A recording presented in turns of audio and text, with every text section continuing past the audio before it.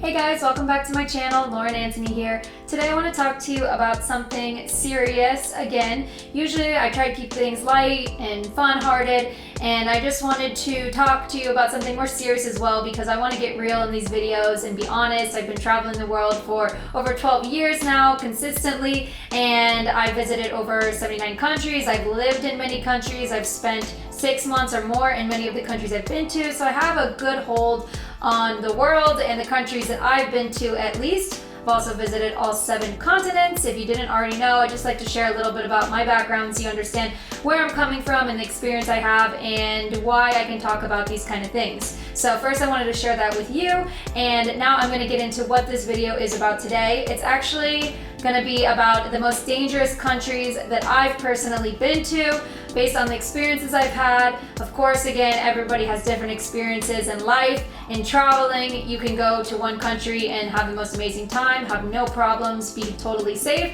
and somebody else can go to the exact same country, the same city, and have a total different experience, such as life. I'm going to talk to you personally what I think are the most dangerous countries to travel to based on what my experiences were and what I foreseen maybe somebody else having a problem there. Overall, it was a dangerous city, or seemed like there was more of a chance of you possibly running into danger, and I would suggest maybe staying away from these places, especially if you are a new traveler. Even if you're a seasoned traveler, an experienced traveler like I am, I still to this day, after 12 years of consistent travel, run into issues, run into problems, have been in dangerous situations. But I would say overall, most of the traveling I've done and the places I've been have been more great experiences than bad, so just keep that in mind. I'm going to talk to you about the 2 countries that I've been to that I personally think are the most dangerous out of all countries that I have visited and been to, and I would just suggest doing your own research on these before going and just maybe taking some extra precaution and being more aware of being there if you decide that's somewhere you want to go or you are going there. I would just take extra precaution and just be extra aware of your surroundings, as you should be in every country. Even if it's a safe country, labeled a safe country, you always want to be aware of your surroundings and just keep a guard up in general, because you never know. There's great people all around the world, and there's also people that I wouldn't want to say they're bad people, but they don't have the right intentions towards you or towards somebody that you're with, somebody you love, a friend, could be anything. So you just always want to be aware of your surroundings. Keep your guard up, especially when meeting new people and just looking around what's going on around you. It's really important while you're traveling. Now I'm going to tell you about 2 different countries today. I'll start with the first country that happened to me the first time. I would say was my biggest, most dangerous experience that happened to me in my life with traveling. Now, this experience happened to me a little over 5 years ago, I would say, more or less. It's hard to keep track of the timeline and everything with all the places I've been, but I would say it was around 5 years ago, maybe a little bit more. I actually went to visit Beirut, which is the capital of a country called Lebanon. Lebanon is a country in the Middle East. So you have Europe, you have Asia, and you have Africa, and right there in the middle of all those near to Turkey is Lebanon. And I wanted to tell you why I decided to go to Lebanon. It was somewhere that I had always wanted to visit my whole life, and that's because I am actually, surprise, Lebanese. Most people don't believe me when I tell them I'm Lebanese because of the way I look. I usually get more English or Irish, European, and then they hear me speaking and they say, wow, you're American, and the accent always gives it away. The first idea that people get from me is that I'm European, and then once I start talking, they know I'm American. But I actually am part Lebanese because of my great-grandmother on my mother's side. She was born and raised in Beirut, Lebanon. That's where she was from until she met my great-grandfather, who was Scottish and English and Irish, and they migrated to the US. So I do have a small percentage of me that is Lebanese. When I first started traveling, the first couple years, I was really curious to visit all the countries that I knew I had DNA from, where I knew my ancestors were from. I had relatives that were born there, that were from there. I wanted to kind of restep my history, and that's what I decided to do. So I went to Lebanon, and even when I went there, people were very surprised. They said, why are you going there? They're in the middle of a civil war, it's dangerous. But I was in my young 20s, and I kind of thought I was untouchable, and I thought that, that doesn't apply to me, I'll be fine, which a lot of young people do think that, and that's just part of life and part of experiencing and part of learning.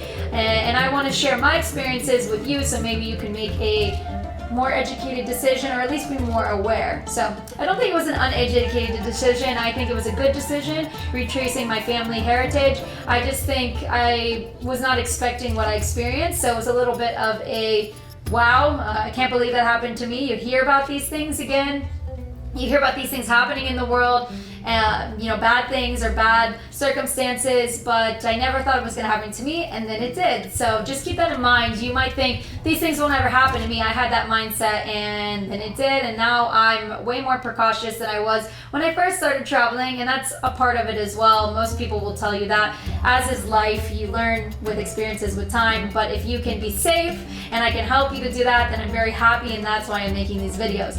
So when I was in Beirut, this was in the middle of the day. I was walking just around the downtown. If you've never been there, which I'm guessing most people haven't, it's kind of a country that's off the grid. It's not really popular for tourism, but some people do go there, and it has a little bit of a tourist aspect to it. And when I went, it was in the middle of a civil war, so there was already some things going on internally with the people in the country and the government, and I don't really need to get into all that. I don't even know all the details. I haven't researched it, so I'm going to stay away from that and not say anything. But if it's something you're interested, again, if you're interested in visiting Beirut or Lebanon in general, the country, definitely something you should research before you go, as you should any country, really. So what I want to tell you about is Beirut, which is the capital. I went there. I was in the middle of the day. I can't remember the time exactly. I think it was around 2 p.m., so it was bright daylight out. It was a beautiful day, the sun was shining, and I decided just to walk around. I was by myself. I traveled most of my years by myself as a solo traveler, female, so of course with that there are more risks, but I think nobody is not susceptible to having danger while they're traveling. It can happen. Of course, there are some places in the world that are less likely to have danger, and there's some that are more likely to. So you kind of have to assess that as well and just know what you're getting into. So I went by myself. I went to Beirut, and when I arrived, the first day I got out there, I said I want to go explore. I love walking around. I love walking. I love checking out the downtowns, the main areas. And I thought of it like nothing else. I've done it all over Europe, I've done it in Asia, I've done it, South America. I didn't really think anything of it. Actually, at that point, I had mostly traveled around Europe. I had seen most of Europe, which are pretty safe countries in general, especially to walk around in the downtown. You can find danger there too, just like you can anywhere in the world, but it's not as a big thing, than in some other countries. So I had the mindset if I could just walk around in the middle of the day, totally safe, right? Most bad things happen at night. So people like to say, or it's kind of the thing that's worldwide known. But I would say that is not true, because the 2 of the 3 instances that bad things happen to me here in this video both happened in the middle of the day in broad daylight. So I just want to make that a known thing, that bad things don't always happen at night. Sometimes they're in the middle of the day when you least expect it. So back to my story. It was about 2 p.m. more or less from what I can remember, and I was walking around in the downtown area, a very actually densely populated area with some tourists. There's not a lot of tourists there, but there were some tourists and a lot of locals, people, going to work, people running, exercising, people in suits. So, there was a downtown, there were buildings. This is where people are working and spending a lot of their life, and I would say there were thousands of people. It was very, it wasn't back to back where you couldn't move populated, but it was, a busy, bustling downtown capital city. And I was just walking around, and I was walking from my hotel down some of the side streets at first to reach the downtown area. Beirut is actually located on the sea, so it's located on the water, and when you walk to the downtown, you can walk around. There's malls and busy traffic and cars and a lot of people walking around, exercising, going to work, just living their life. But you walk to the part where the downtown of the city meets the sea, and there's like a big railing that goes all along these big cliffs and rocks, and that basically is where the sea, the cliffs and the rocks, the railing meet like a little park area in downtown, and then you have the whole downtown area with all the buildings. So I walked from my hotel down some of these side streets to get to that area where I could meet the sea. Of course, I looked this up on maps before I did it, and I knew that I wanted to go see the water. I wanted to check out the downtown. That was the main area to go to visit. It was right there where the downtown meets the sea in this little park. So I went down to the center, and I noticed as I was walking down these streets, there were a lot of men, like groups of men in these little tiny hole-in-the-wall coffee shops. So they weren't even necessarily a coffee shop. I'm just trying to paint a picture for you guys. They're basically like when you're walking down these small little alleyways, and all along the way you'll see little windows, and outside of the windows there's a bunch of groups of men, and they're usually like 3, 4, 5, 6 maximum, I would say, groups of men standing around just at this little window where there's a guy inside and they're drinking coffee. So this is like a normal thing, but I didn't really think anything of it. I thought it was like an interesting thing, but this is a very Arabic thing to do. If you've never been to an Arabic country, I've lived in Dubai, I've traveled in a couple other Arabic countries, but it's very normal, also in Turkey, for example, where men group together and sit outside coffee shops, and they all have coffee together, and you won't see any woman, literally like 0 woman. It's not a woman thing, it's a men's thing to do. So this is normal. I didn't really think anything of it, but I was walking, and as I was walking, a girl alone that looks like me as well, that does work against me sometimes, red hair, blue eyes, very white or pale with freckles. You can tell I wasn't the normal girl, that I was a tourist, that I was not from there. Most Lebanese people from Lebanon usually have darker features. They can have white skin or a little darker skin, brownish, but they usually have like brown hair or black hair, and they just have different features than me, and that's why most people assume that I'm not Lebanese or don't believe it, would never think that, but I am.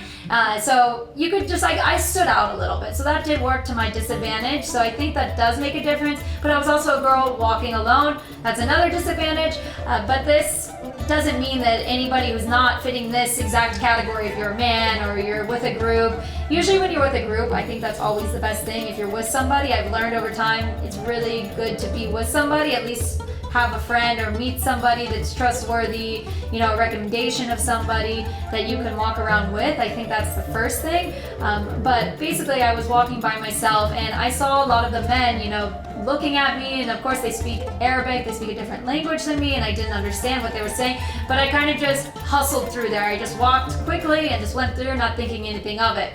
And then I started to notice there was a group of guys, there was a bunch of different groups, maybe, I don't know, not a lot, I'm trying to remember exactly, maybe 4 or 5, you know, along this one alleyway or streetway that I took, and I didn't recognize, I mean, I looked at them, I saw them, I was traveling, I was looking at my surroundings, I was curious, I was trying to learn, and I did remember one group of guys, you know, that looked familiar, but I didn't think anything of it at the time.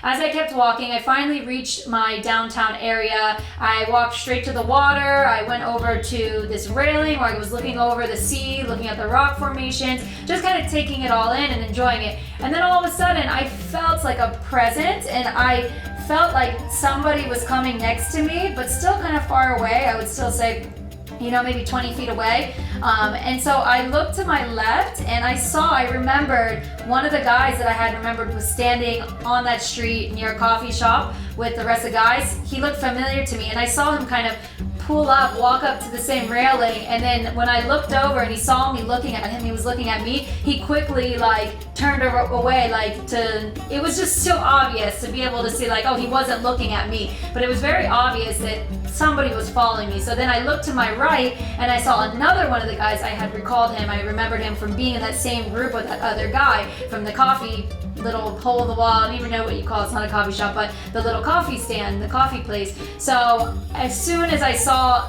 one guy, and he did the same thing. He kind of walked up to the railing. When I looked over, he was walking, and he turned away to like show that he wasn't looking at me. And of course, my brain went up like, ding, okay, these guys are following me, and they are trying to corner me in. And then I turned around, so I right away turned around, and I saw the other 3 men. I think there was 5 of them in total, because it was 1, 2, and then I saw the other 3 men kind of hidden but looking at me, coming towards me. They were kind of closing in on me, and the other 2 men also were coming in from each side, and the other 3 were coming through like the crowd of sea of people. And I realized in that moment that I believe they were trying to commit a kidnapping, and I don't know what they do with girls over there, but it does happen, and this is kind of a thing, I guess, there that I didn't know about before, and in other countries as well. So it was probably the scariest thing that ever happened to me. And what I did was, I basically, as soon as I noticed, I always wear sneakers when I travel. I'm a sneakers person. It's better for your feet too, just if you're doing a lot of walking like I do.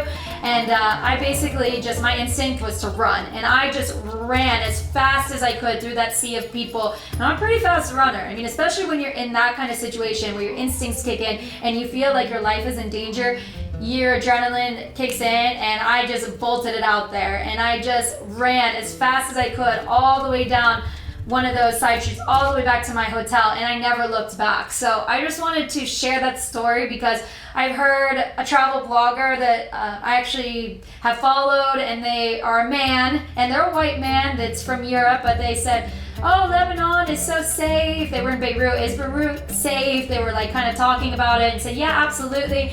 And I actually told them, like, I would be careful who you're telling that to, because everybody is different. Everyone has different situations. Maybe for you it's safe, but for a young girl traveling by themselves, it may not be safe. So just be careful who you listen to also, and who you take advice from. And it's not always the same situation from everybody and for everybody. And I just want to make that known, because it kind of, I know that they didn't mean it in a bad way. They were talking about their experiences, but you have to be, honest with yourself and understand that your situation, the way you look does make a difference. The way you carry yourself, if you're alone or with somebody else, all that makes a difference. So you need to be aware, and just, you can't say one size fits all for these kind of things.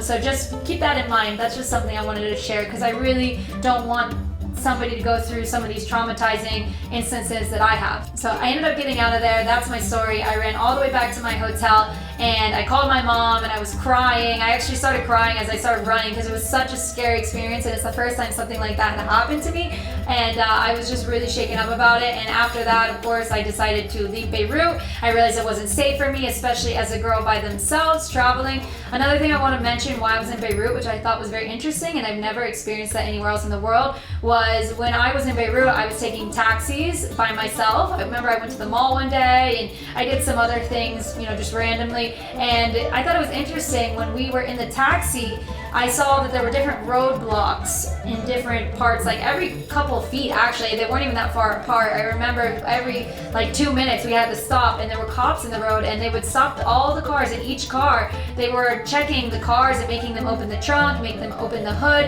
and they were checking for bombs. I asked the guy, I said, what are they looking for? They were checking under the car. They had metal detectors. I clearly remember them having metal detectors, the police, and they go under the car with these long rods of metal detectors, and opening the hoods and the backs, and even looking inside of the car where I was sitting and underneath. And I was so confused, like, what are they looking for exactly? And I remember the taxi driver telling me that they're looking for bombs, so because there's like a civil war going on. So that was a little frightening as well, but I was actually more scared of the kidnapping, of course. That was more interesting to me, but of course, I don't know, everybody reacts differently to different things.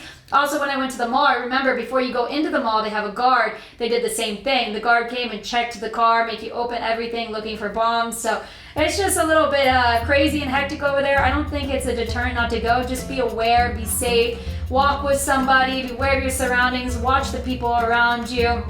Sometimes you can tell beforehand if someone has bad intentions, sometimes you can't. So you just need to be aware, and if you can carry something on you like a taser or a pepper spray, something to protect yourself, I think it's a good idea if you are going to go that route and decide to go to one of these places.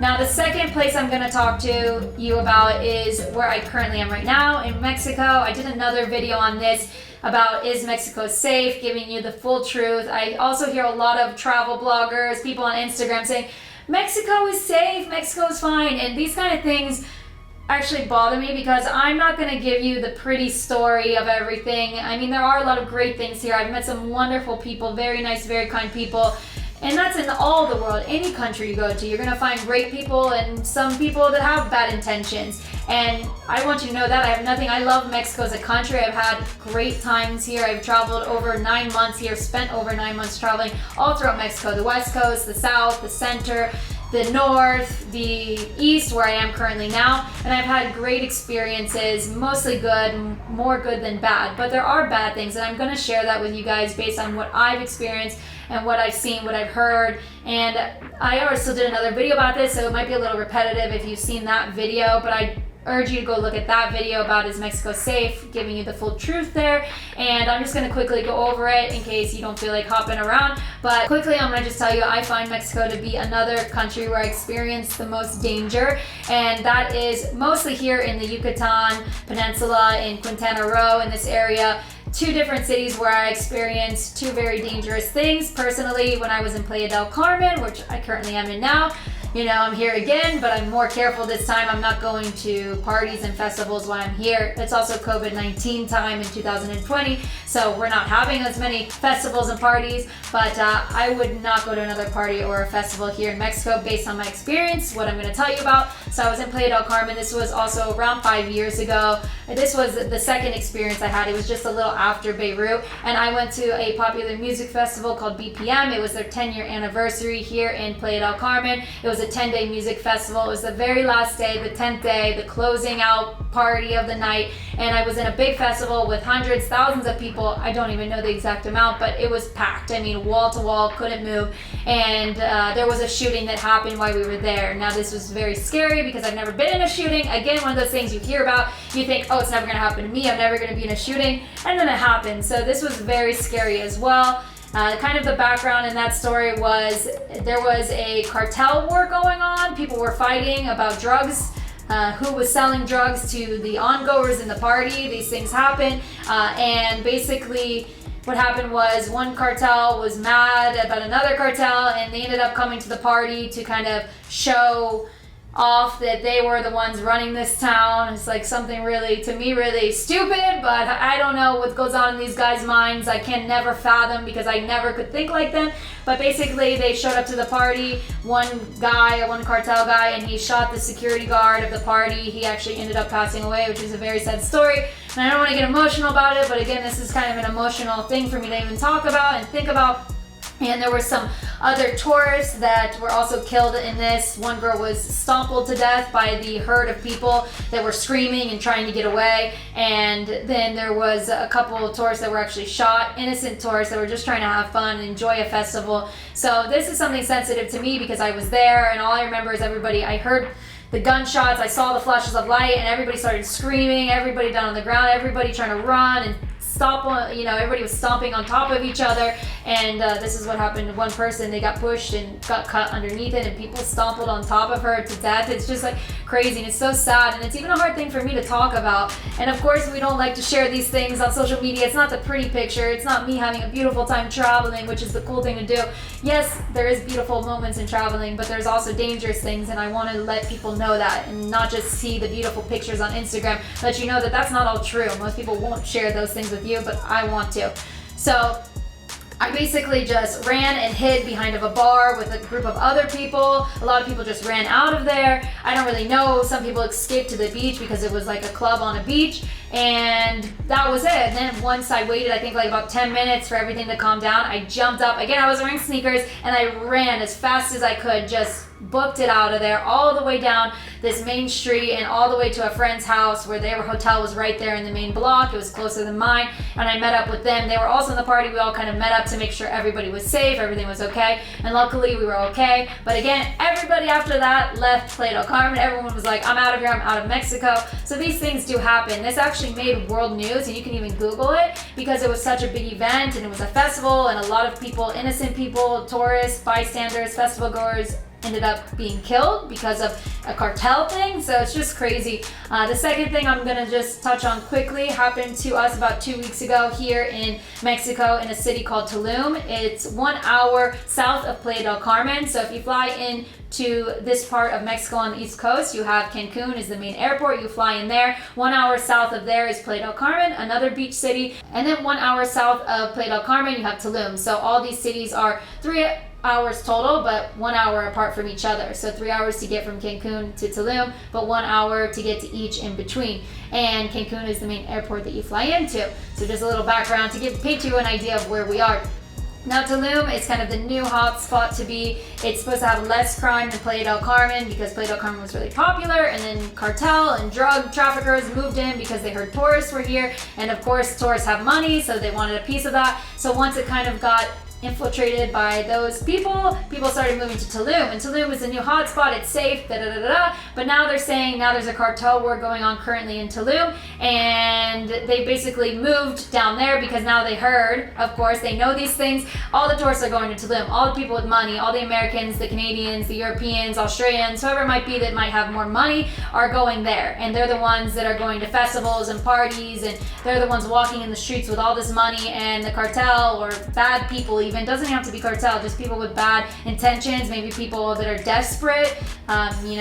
Mexico is a third world country. There's a lot of poverty here, so there's a lot of desperation, and they see these people walking around, staying in fancy hotels that cost thousands of dollars a night, and they know they have money and iPhones and cameras and these things of value to them that they might never and probably will never have a chance to even see or get or have their hands on. And sometimes people, there's too much greed, or there's just a feeling of, I want a piece of that and I'm going to do whatever it takes to get it. So my point is, I was walking down the street. There's a main road that connects the downtown to the beach in Tulum, and I was walking with Christian. It was the two of us, and he's a guy, so you at least think you're safe with a guy, but that wasn't the case in this sense. It just shows you that they don't really pick and choose exactly who they're going to be their victim or who they're going to try to attack. So it does happen. Now, we've been here for 3 months, and we had great time, no problems at all. But then just in the past 2 weeks, we had a bad incident where we were walking from the beach, from the downtown to the beach road. There's a main walkway where you can walk and bike, and it's next to a main street where you can drive. Now, most cars do that, or people walk and bike on the other road. We decided to walk that day. Now, as we were walking, we saw a group of 3 men. Again, this was in the middle of the day, broad daylight, 4:30 p.m. And we were walking home from the beach towards the downtown. That's why we were staying in the downtown, because it's much cheaper, and we're staying here for a long time. So we're trying to do more affordable options while we're here. Anyways, we decided to walk from the beach home, and this is a normal walking street where hundreds of tourists, depending on the day, are walking or biking, even locals as well. And as we were walking, there were 3 local men standing there. One was kind of hiding in a bush, one was halfway in the bush, and one was just directly in the middle of the sidewalk. And I didn't think anything of it, because there are locals as well going to and from work. They work maybe on the beach in some of the nice hotels, so we didn't think anything of it. And as we approached these 3 men, the 2 that were kind of in the bush came out of the bush, and the guy right in front of us started walking towards us, and he pulled out a knife, and the other 2 pulled out a sharp knife, and they started coming towards us as if they were trying to rob us, steal from us. That's the sense that I got. Who knows what they could have done. Luckily, we got out of the situation before anything could actually happen. I grabbed Christian, and basically I pulled him and started running into the road. There were no cars at the time on the road, and I think maybe that's why they decided to come for us, because there was nobody around.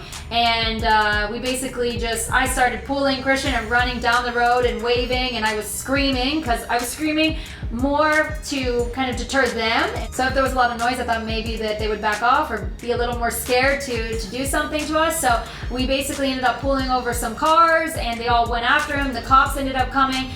From what I heard, I didn't look back. We just kept going. We kept walking. I didn't want to go back there. I didn't want anything to do with it. I was traumatized. I got scared of it. But I heard that they actually got away, because this main road is right next to the bushes, and these bushes are basically a jungle. So I think that they had this already pre-planned, and they took off into the jungle. They already knew what they were doing. They were professionals, or at least had planned this ahead of time. So this was premeditated. I just want to let you know, I was with a guy also. I wasn't even alone, and he's 3 times their size, especially in a muscle wise. And these were young, kind of skinnier guys, local guys, probably in their 20s. And even then they came after us, because they had knives, and they clearly were targeting tourists who they knew were coming from the beach, who had money and phones on them, but maybe didn't have a weapon. And we didn't have weapons on us. Since then, we have got some tasers and some pepper spray. I'm going to be prepared. And I just want to make sure walking around here we're always safe, and if somebody tries to come for us again, I'm going to be more ready this time. So I highly suggest you purchasing something to protect yourself in case this situation happens. I'm not saying that it will, but it can. There's a possibility, and you just need to be, again, aware of your surroundings and protect yourself, I think, and be ready just in case. I think is also very important from my experience. I want to share that with you guys.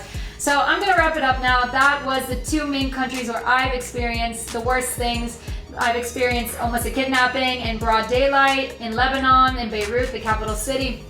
I've experienced a shooting, cartel related, and a music festival. This was at night also, so that was my nighttime experience. I don't believe the festivals and parties are very safe here in Mexico. In other parts of the world, no problem. I've been to a bunch of them, never had a problem. But here I would say there's a possibility. It's not a guarantee, but there's a possibility. I've heard of it happening in other parties as well. Here in Mexico, recently even in Tulum and in Playa del Carmen, these things happen, so just be careful. And also our experience with almost being robbed at knife point by local men in Tulum.